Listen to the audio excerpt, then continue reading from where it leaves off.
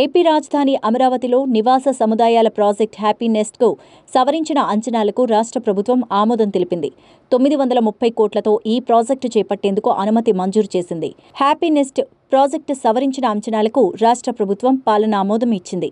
మరోవైపు CRDA authority సమావేశంలో happy NEFT project అదనపు వ్యయానికి ఇప్పటికే ఆమోదం తెలిపారు. తాజాగా రాష్ట్ర ప్రభుత్వం కూడా ఆమోదం తెలిపింది. హ్యాపీ నెస్ట్ ప్రాజెక్టును మళ్లీ చేపట్టాలని ఇటీవలే సీఎం చంద్రబాబు నాయుడు నిర్ణయించారు. ప్రాజెక్టు నిర్మాణ వ్యయం పెరిగినప్పటికీ ఆ భారాన్ని కొనుగోలుదారులపై మోపరాదని స్పష్టం చేశారు.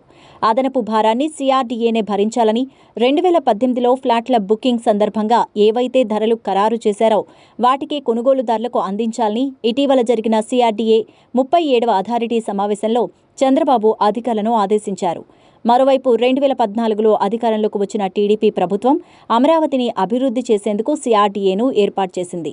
ఈ సిఆర్డీఏ 1200 ఫ్లాట్లతో హ్యాపీ నెస్ట్ ప్రాజెక్టు నిర్మాణానికి తలపెట్టింది. అప్పట్లో హ్యాపీ నెస్ట్ ప్రాజెక్టు నిర్మాణ వ్యయాన్ని 714 కోట్ల రూపాయలుగా నిర్ణయించారు. అనంతరం ఫ్లాట్ల కోసం బుకింగ్ ప్రారంభించగా కొన్ని గంటల్లోనే మొత్తం బుక్ అయిన విషయం తెలిసిందే.